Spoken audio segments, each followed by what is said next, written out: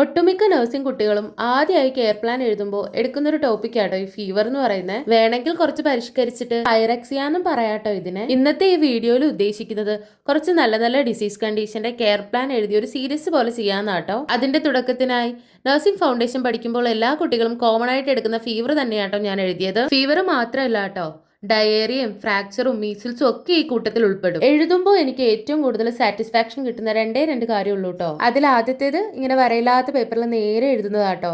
രണ്ടാമത്തേത് ഇങ്ങനെ ഹെഡിങ് ഒക്കെ മേഘം പോലെ മാർക്ക് ചെയ്യുന്നതും. ഞാൻ എഴുതിയതെല്ലാം ഇവിടെ കാണിക്കുന്നുണ്ട്. ഒരു നഴ്സിംഗ് കെയർ പ്ലാൻ എഴുതുമ്പോൾ ശ്രദ്ധിക്കേണ്ട കുറച്ച് കാര്യങ്ങളുണ്ട്. ഏത് പേഷ്യന്റിനെയാണോ നമ്മൾ കെയർ പ്ലാനിൽ റെഫറൻസ് ആയിട്ട് എഴുതുന്നത് ആ പേഷ്യന്റിന്റെ ഒട്ടുമിക്ക ഡീറ്റെയിൽസ് നമ്മൾ അതിനകത്ത് ഉൾപ്പെടുത്തിയിരിക്കണം. അതായത് identification of data, chief complaints, family history, family tree, family composition, present illness history, socio economic history, nutrition history, ഇങ്ങനെ കുറെ ഹെഡിങ്സ് ഉണ്ട്. ഇതൊക്കെ നമ്മൾ ആ കെയർ പ്ലാനിൽ ഉൾപ്പെടുത്തേണ്ടതാണ്. ഞാനിങ്ങനെ പറഞ്ഞപ്പോൾ ആദ്യമായി കേൾക്കുന്നവർക്ക് മനസ്സിലാവണമെന്നുണ്ടാവില്ല.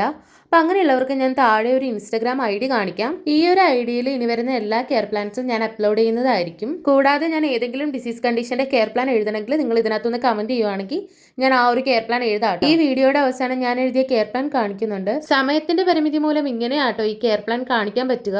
അഥവാ ഈ കെയർ പ്ലാൻ ആർക്കെങ്കിലും കാണണമെന്നുണ്ടെങ്കിൽ ഞാൻ പറഞ്ഞ ഇൻസ്റ്റഗ്രാം ID നോക്കിയാൽ മതി കേട്ടോ.